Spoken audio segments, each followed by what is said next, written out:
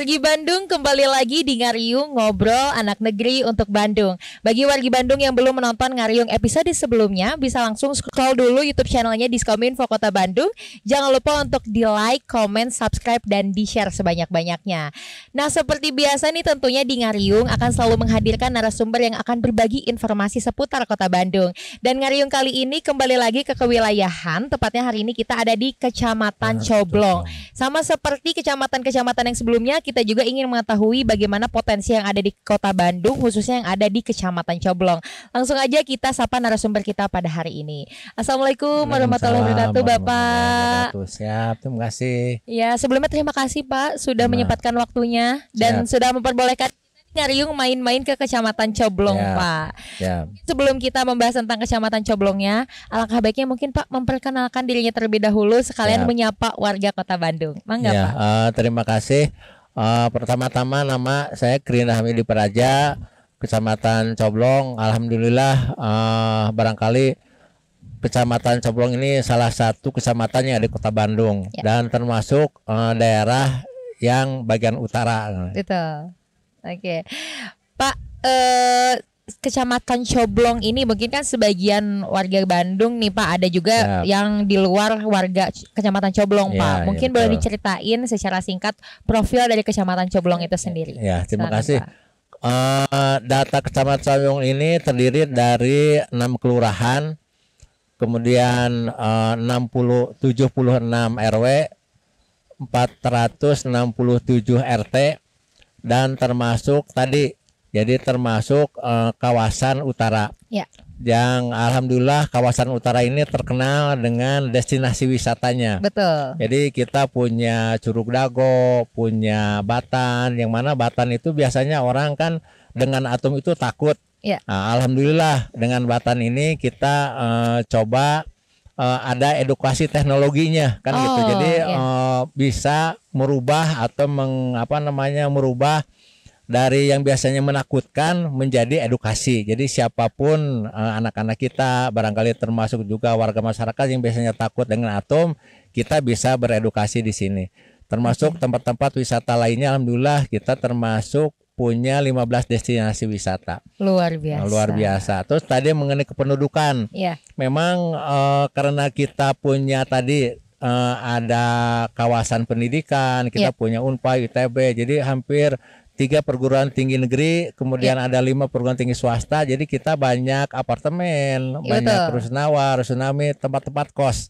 Nah, itu barangkali kelebihan-kelebihan kita atau karakteristik dari warga Coblong. Coblong, oke. Nah, jadi mungkin kalau misalkan batas wilayahnya sendiri nih Pak, untuk Coblong itu tuh dari mana ke mana sih Pak? Kalau untuk batas wilayah kita di utaranya berbatasan dengan Lembang. Kemudian sebelah timurnya kita dengan Cibenying Kaler, Cibenying Kidul, kemudian daerah bawahnya dengan Bandung Wetan, kesininya dengan Sukajadi. Jadi kalau misalkan bisa dibilang ini salah satu kecamatan yang punya cukup banyak destinasi wisata ya Pak ya? Kita punya 15. Nah, mungkin dari situ nanti kita akan ngebahas juga nih bagaimana pengelolaan perekonomiannya juga, karena kan destinasi wisata pasti mendatangkan pundi-pundi gitu ya Pak ya. Betul. Oke, nah tapi ini kan di Kota Bandung juga punya beberapa program prioritas ya Pak ya, yang digagas oleh Bapak Wali Kota Bandung gitu. Nah, untuk pelaksanaannya sendiri di Kecamatan Coblong ini seperti apa Pak? Untuk pelaksanaan dari program-program dari pemerintah kota, alhamdulillah jadi hampir semua program dari pemerintah kota ada di Coblong. Jadi mulai dari buruan sayanya, urban farmingnya, kemudian juga stunting, ODF, kemudian juga kemacetan ada di Coblong. Makanya waktu kita ke sini ada inventarisasi dulu permasalahan yang ada di Coblong. Kan Coblong ini berdirinya kan udah lama, dari tahun 1949. Jadi hampir 73 tahun yang lalu Coblong sudah ada. Cuman bentuknya bukan kecamatan, baru desa. Kecamatannya baru tahun 1977. Jadi barangkali sudah 43 tahun. Dari kecamatan itu kita kan ada beberapa kepemimpinan. Jadi tiap-tiap pimpinan kecamatan Coblong itu punya harapan. Betul. Jadi harapan dari setiap pimpinan itu beda-beda, dan alhamdulillah dengan kepemimpinan saya di sini berarti ini saya mah hanya meneruskan saja. Jadi kepemimpinan dulu alhamdulillah ini bentuknya sudah lumayan lah, bagus kan gitu ya. Mudah-mudahan saya bisa meneruskan, bisa mengembangkan, mudah-mudahan menjadi ikon Kota Bandung kan gitu. Ya. Iya Pak. Nah untuk di Kecamatan Coblong sendiri ini kan mungkin ada 2 fokus utama ya, karena tadi ada destinasi wisatanya juga. Mungkin kita nanti akan membahas tentang perekonomian. Tapi yang menjadi menarik adalah Kecamatan Coblong ini kan ada beberapa perguruan tinggi negeri ya Pak ya. Betul. Nah dengan adanya pusat pendidikan gitu ya Pak ya, apakah ada program-program pendidikan khusus untuk masyarakat Pak, terutama untuk di usia dininya kah atau pendidikan lanjutannya seperti apa Pak? Ya, untuk pengembangan pendidikan jadi Coblong itu termasuk yang paling lengkap barangkali. Jadi mulai dari TK, PAUD, SD, SMP, SMA, termasuk perguruan tinggi termasuk lengkap. Dan alhamdulillah termasuk juga barangkali masyarakatnya. Jadi mudah-mudahan masyarakatnya ya minimal tadi standar pelayanan atau pendidikan dasar ini kita sudah lebih baik dari yang lain, karena kan di Coblong ini lengkap pendidikannya. Jadi siapapun bisa bersekolah di sini. Kemudian minimal masyarakat yang tadi yang tidak sekolah sekarang udah banyak yang gratis, jadi bisa juga, bisa di negeri, bisa di swasta kan gitu. Masa masyarakat lain bisa pingin sekolah di sini tapi warganya nggak mau sekolah ya. Makanya kita coba rangkul, kita coba kerjasama atau negosiasi dengan yang ada di sini. Ya mudah-mudahan ada fasilitas buat warga kami yang tadi barangkali yang punya keinginan yang besar, tapi barangkali secara ekonomi biasanya kan orangnya konotasinya pingin ke negeri ya. Padahal mah di swasta juga kan bagus juga kan gitu. Jadi kita dorong misalnya mudah-mudahan bisa ke negeri. Kalau nggak bisa ya kita di luar negeri kan gitu.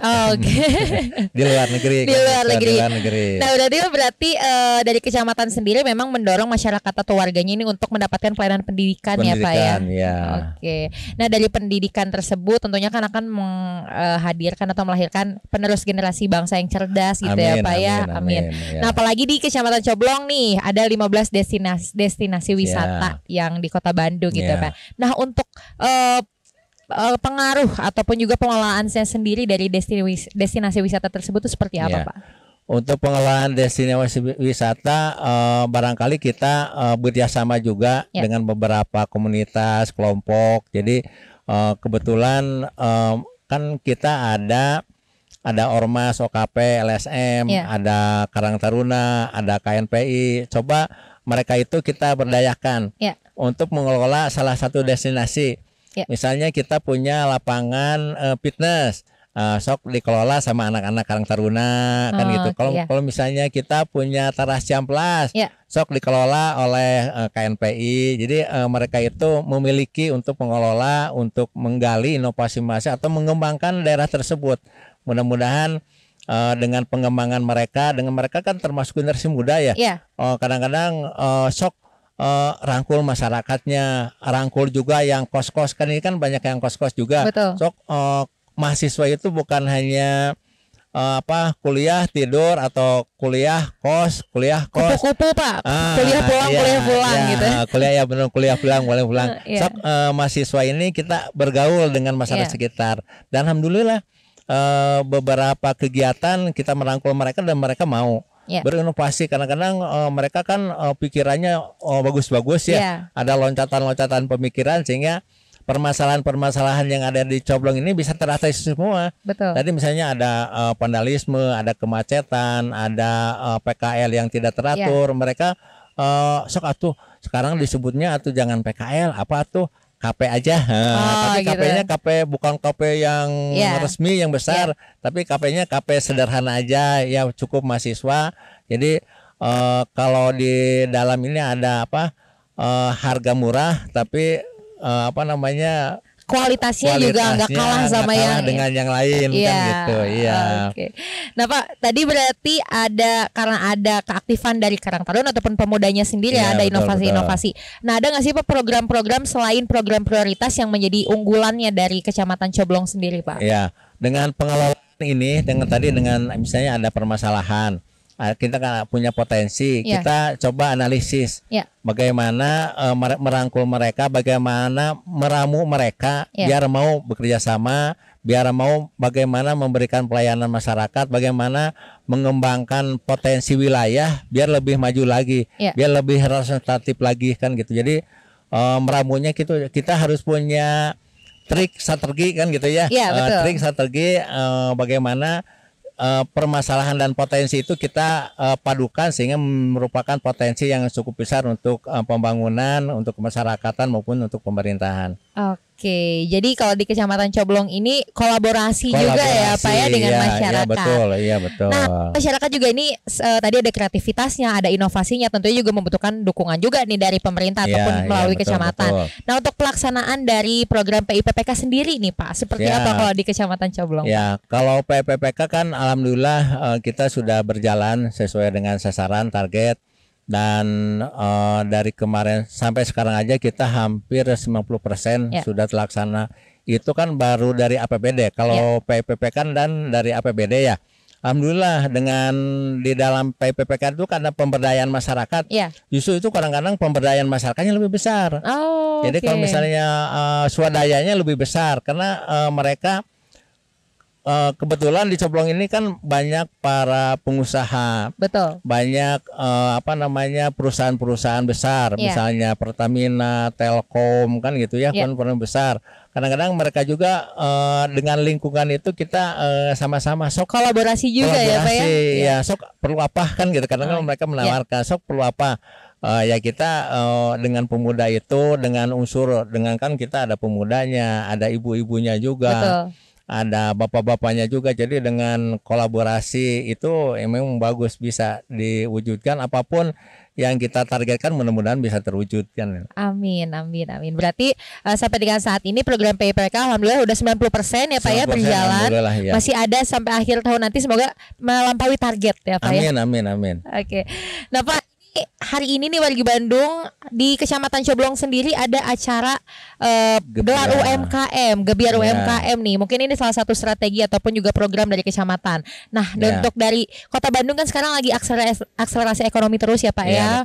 Terus menggenjot ekonomi setelah pasca pandemi gitu Pak. Nah, untuk program akselerasi ekonomi di Kecamatan Coblong sendiri itu apa aja Pak? Jadi akselerasi ekonomi di Coblong ini salah satunya kita melakukan beberapa kegiatan. Kita ada pameran, ada gelar produk kan gitu. Jadi gelar produk ini kita kadang-kadang di wilayah itu kan ada industri ya. Betul. Industri kita coba rangkul. Kita juga sekarang ada gebiar PKK kan gitu. Jadi semua potensi yang ada di kita, ibu-ibu pengen tampil juga. Bagaimana sih pemasaran kita kan gitu, pemasaran produk mereka itu bisa terjual. Selain kita memang sebelumnya juga memang kita juga mengadakan pelatihan dulu kita pelatihan dulu, terus kita kerjasama dengan di Coblong itu kan banyak juga bank ya. Kita coba kerjasama dengan mereka. Mereka mau kadang-kadang memberikan bantuan modal kan gitu. Cuman modalnya ada yang modalnya tanpa bunga. Ada modalnya bantuan langsung, ada juga memang modalnya tapi dengan kur kan gitu ya. Jadi harus ada pengembalian. Jadi pihak bank juga yang dikepelai oleh OJK, mereka juga alhamdulillah. Jadi bantuannya ada bantuan gratis, ada bantuan tanpa bunga, ada bantuan ya kurnya itu tapi bunganya kecil. Mereka alhamdulillah berkembang. Malahan mah ada kita kalau dulu misalnya kita ada pisah, kita juga punya pisah pisah tradisional, ada cincau original, ada kue balok yang pokoknya yang tradisional itu kita coba untuk ditampilkan kan gitu. Jadi gebiar ini sebenarnya salah satu. Nanti kita juga mudah-mudahan masih sempat waktu ya. Mudah-mudahan pada tanggal 29 November juga mudah-mudahan kita juga bisa juga melaksanakan pasar murah juga kan gitu. Oke, berarti untuk selain akselerasi ekonominya ya. Ya betul. Ya, berarti ya. selain didukung oleh pelatihan-pelatihan, didukung juga oleh permodalannya ya Pak ya. Dengan tadi diusahakan ke bank-bank ya, dengan pinjaman betul, nol betul. bunga mungkin Ya, 0% betul, bunga betul, gitu ya betul, Pak ya. Betul. Nah kalau untuk pelatihannya sendiri ada dibagi-bagi kah, apa ada pelatihan untuk ibu-ibunya kah atau khusus untuk anak mudanya kah, seperti apa Pak? Ya, untuk pelatihan kita bagi-bagi. Tadi kan kita kalau misalnya untuk teknologi kita kan menggandeng ITB. Kalau misalnya untuk peningkatan psikologi apa namanya kemampuan ibu-ibu, bagaimana berkomunikasi dengan anak, bagaimana misalnya merawat atau misalnya melayani orang tua yang sakit kan gitu. Kita kerjasama dengan Polteksos kan gitu. Jadi alhamdulillah kan lengkap di kita mah. Dari ITB-nya ada, dari psikologinya, pokoknya tinggal kita maunya aja. Betul. Mau mau merangkul mereka, mau berkomunikasi dengan mereka, alhamdulillah. Dan ada keinginan juga untuk ikut pelatihannya juga ya Pak ya. Betul. Karena yang paling penting itu Pak. Jadi sudah ada fasilitas, yang paling penting adalah keinginan dari masyarakat itu sendiri ya Pak ya. Betul. Oke, berarti semua bentuk usaha ataupun upaya juga udah dilakukan ya Pak ya, pelatihan. Terus tadi juga ada permodalannya juga. Pemasarannya juga. Oh, ada pemasarannya juga. Kan dengan dari gelar-gelar produk ya Pak ya. Gelar produk kan mereka kan akhirnya bikin kartu nama, bikin digital, mereka akhirnya berkembang juga alhamdulillah kan gitu. Nah, yang unik nih, ini kan sekarang kita ada di rooftop kantor kecamatan nih Pak, terus ada tanaman-tanaman juga. Ini yang salah satu diprioritaskan juga adalah buruan sae, apalagi di Kecamatan Coblong ternyata banyak Pak nih para pelaku buruan sae juga. Nah, untuk pelaksanaan program itu gimana nih Pak? Apakah ada inovasi menanam tanaman apa yang unik gitu Pak? Ya, jadi alhamdulillah buruan sae itu kan salah satu program dari pemerintah kota juga. Malahan kan alhamdulillah kita sudah mendunia ya. Dan memang di lapangan juga betul Bu. Jadi terasa. Jadi dengan program buruan sae ini masyarakat yang tadinya pingin yang higienis, yang alami, kadang-kadang tiap RW sekarang saya punya. Tiap RW punya ruangan buruan sae. Jadi misalnya ada tempat-tempat yang tidak terurus atau pemiliknya jauh, kita coba pendekatan. Alhamdulillah agar untuk ditata, alhamdulillah mereka mau mengizinkan tanahnya daripada tidak terurus dimanfaatkan oleh Pak RT Pak RW. Dan ya itu tadi kita juga memanfaatkan perguruan tinggi. Alhamdulillah salah satu sponsor untuk buruan sae ini kita juga alhamdulillah dapat 5 lokasi untuk pengembangan buruan sae. Dan itu memang modern Bu. Jadi di RW 11 Lebak Gede itu buruan sae urban farming ini jadi sudah pakai pengatur suhu, pengatur sirkulasi air. Jadi apapun yang ditanam di sana tidak mengenal waktu. Terus hasilnya juga bagus Bu, jadi besar-besar, bagus-bagus, bersih-bersih. Itu hasil dari buruan sae itu kan biasanya sebulan 2 bulan. Ini kadang 2 minggu udah pertumbuhannya udah bagus. Karena prosesnya maksimal mungkin ya Pak ya. Itu kan tadi ada teknologi yang ada teknologi yang diterapkan di sana. Betul. Jadi alhamdulillah. Jadi kadang-kadang kan karena cepat cepat produksi sehingga ini pemasaran. Pemasaran ini kan di kita kan banyak KP-KP juga. Betul. Dipasarkan di sana dan mereka mau karena memang buruan sae di sana itu safety, jadi bersih kan gitu. Karena di atasnya pakai penutup, di pinggirnya juga pakai penghalang juga sehingga bagus kan gitu. Teknologinya juga ada kan gitu. Berarti di Kecamatan Coblong mah benar-benar memaksimalkan potensi yang ada tadi dari mahasiswanya ya Pak ya. Jadi bantuannya juga tidak hanya datang dari masyarakat tapi juga dari mahasiswa-mahasiswa luar Bandung mungkin yang ada di sini sama-sama membantu ya Pak ya. Betul. Nah, mungkin kalau di kecamatan-kecamatan yang lainnya kan buruan sae ini juga bisa dibilang menjadi mata pencaharian juga nih Pak. Nah, kalau di Kecamatan Coblong sendiri apakah memang semuanya juga memproduksi dan akhirnya menjadi potensi ekonomi juga atau seperti apa Pak? Betul, sama. Di kita juga sama. Jadi kadang-kadang kalau biasanya mahasiswa itu kan tadi kuliah pulang. Nah, kalau misalnya dengan buruan sae dia bisa aktif juga. Sehingga kadang-kadang kalau misalnya dia kesulitan kiriman dari orang tuanya, asal dia mau membuat itu dia bisa. Jadi istilahnya mudah-mudahan tidak pernah ada yang tidak makan kan gitu ya. Asal kita mau bergabung dengan masyarakat, mau bergabung dengan ibu-ibu, dengan pemuda-pemudi di sini, insya Allah. Jadi misalnya kan mahasiswa ini anak kos, makanya sederhana. Di kita alhamdulillah. Mudah-mudahan tidak ada mahasiswa dari luar yang tidak bisa makan. Asal dengan catatan mahasiswanya harus bergabung dengan warga sekitar kan gitu. Oke. Nah, ini tapi yang menarik juga buruan saya di Kecamatan Coblong ini juga tidak hanya menjadi potensi ekonomi tapi juga ikut mengatasi stunting ya Pak ya. Betul. Nah, itu gimana Pak prosesnya Pak? Ya. Stunting memang di kita masih ada. Jadi dari 145-an lebih lah. Alhamdulillah sudah mulai berkurang. Jadi selain memang dari buruan saya, kan tadi kita ada percepatan hasil ya. Misalnya harusnya sebulan baru berhasil, kita 2 minggu aja sudah ada. Jadi mereka kan bisa dikonsumsi berulang lagi. Itu barangkali. Oke. Nah, berarti ini semuanya berjalan memaksimalkan potensi yang ada di Kecamatan Coblong. Nah, Pak, ini kan sebentar lagi akan berganti tahun gitu ya Pak ya. Sebentar lagi kita akan berganti tahun. Nah, kalau dari Kecamatan Coblong sendiri, apakah akan ada perencanaan ke depan ataupun inovasi gebrakan ke depannya seperti apa? Kalau inovasi kan sesuai dengan arahan dari pimpinan kita bahwa inovasi kan kita harus terus. Betul. Jadi inovasi itu tidak boleh berhenti. Jadi misalnya sekarang udah ada inovasi. Inovasi itu kalau misalnya berhenti, kan kebetulan di Coblong ini biasanya tiap tahun itu ada 30 yang berkunjung ke kita, Bu. Jadi misalnya dari Sumatera, Sulawesi, Kalimantan gitu ya, berkunjung ke sini, studi banding kan gitu ya. Kalau misalnya kita tidak berkembang, kan berarti kita jadi ketinggalan. Betul. Ya, makanya inovasi yang ada itu kita terus dirubah lagi, dikembangkan lagi, dan inovasi-inovasi itu untuk tahun sekarang alhamdulillah kita ada 10 inovasi. Kemudian untuk tahun depan juga mudah-mudahan sudah direncanakan juga kan kita harus kan dengan berkunjung mereka kan istilahnya ATM ya. Amati, tiru, modifikasi. Kalau misalnya kita nggak mau berkembang lagi sama mereka jadi kalah. Dan alhamdulillah untuk sekarang udah mulai lagi yang datang ke kita ini kurang lebih sampai sekarang udah ada 10. Termasuk barangkali hari Sabtu depan ada juga yang dari Sulawesi kan gitu. Jadi dari daerah lainnya.